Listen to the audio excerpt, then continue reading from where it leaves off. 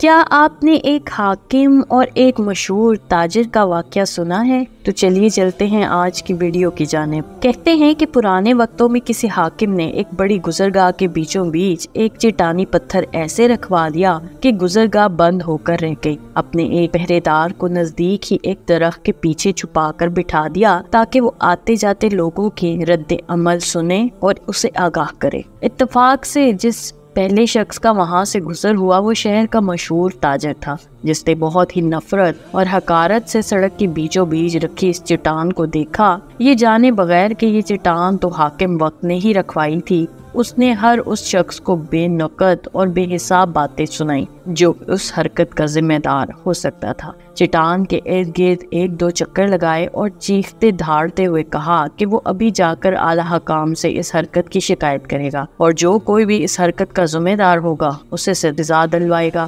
بغیر آرام سے نہیں بیٹھے گا۔ اس کے بعد وہاں سے تعمیراتی کام کرنے والے ایک ٹھیکیدار کا گزر ہوا۔ اس کا رد عمل بھی اس سے پہلے گزرنے والے تاجر سے مختلف تو نہیں تھا، مگر اس کی باتوں میں اتنی زیادہ شدت اور گھن گرج نہیں تھی جیسے پہلے والا تاجر دکھا کر گیا تھا۔ آخر ان دونوں کی حیثیت اور مرتبے میں نمایاں فرق بھی تو تھا۔ اس کے بعد وہاں سے 3 ایسے دوستوں کا گزر ہوا جو ابھی تک زندگی میں اپنی ذاتی پہچان نہیں بنا پائے تھے اور کام کاج کی تلاش میں نکلے ہوئے تھے۔ انہوں نے چٹان کے پاس رک کر سڑک کے بیچوں بیچ ایسی حرکت کرنے والے کو جاہل، بیہودہ اور گھٹیا انسان سے تشبیہ دی اور کہکے لگاتے اور ہنستے ہوئے اپنے گھروں کو چل دیے۔ اس طرح مختلف لوگ گزرتے رہے اور پتھر کو حکمرانوں کو برا بھلا کہتے رہے۔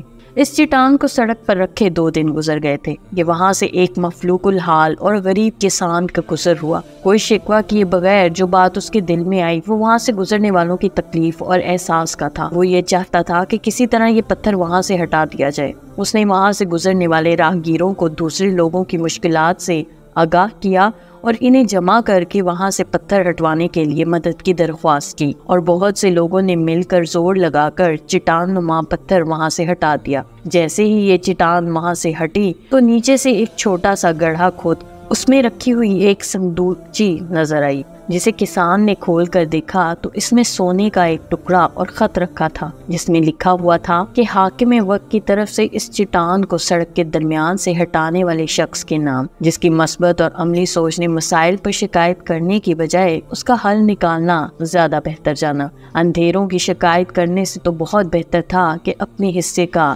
ایک دیا جلاتے جاتے۔